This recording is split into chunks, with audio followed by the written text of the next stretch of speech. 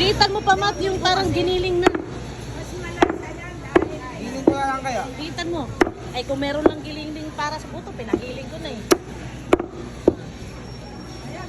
Ah, naka-vlog ka lang? Oo, syempre. Ikaw pa. Ito na naman siya, umutang na naman. Hoy, binayaran ko yan. Salbahe ka. Umutang na naman siya. Binayaran ko yan. Loko-loko ka. Okay na yan. Lagi kong ginugood time sa vlog ko nito eh. Oh. Baka maging giniling na yan. Ha? Tama na yan, mga kapatid. Tama na yan. Sige, tama na. Oh, ilagay mo dito sa ano ko.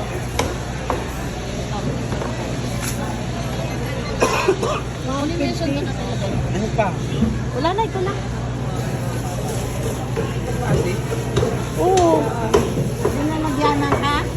Meron. Bawal. Ay, baka madurog yung ano. Tukwa. Dito na lang. Hindi. Ito na, sayang. Mahigpit na nga ako eh. Bakit mo kasi nigpitan? Eh kasi, aalo-aalo tayo. I-shoot mo na lang. Di ba sabi kasi bibili ka pa ng baboy? Siyempre, may pang ano mo. Yeah! Tara! Eh, hindi ka siya. Ay, Ninang, pwede pa doble na lang nito, maliit na Di ba, plastic. ayaw ka pa. Mabuta sa ano yun? Sa buto. Kahit yung luma, okay na yung luma. Hindi, maliit eh. Mga lalong mabutas. Nabutas sa ano, tinik ng buto. Kailangan bumili. Yan. Oo, meron. Baka mo na lang. Salamat po. Ng taga-buhat. Walang taga-buwak. Ayan, natapos na rin kami. So, meron kaming ulam for 2 days. Ngayon, ang ulam namin ngayon, ginisang sitaw.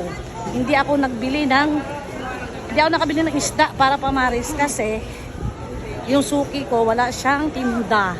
Sa iba, hindi ganun kaganda ang mga isda, hindi ganun ka-fresh eh. Kaya, hindi na ginagulay na lang kami pure ngayon. Wala nang pamaris. At saka, bumili din ako ng aking talbos at bulaklak ng kalabasa. Ayan. So, ngayon, hindi ako nagpahatid kay Matt kasi kasama ko si Jason.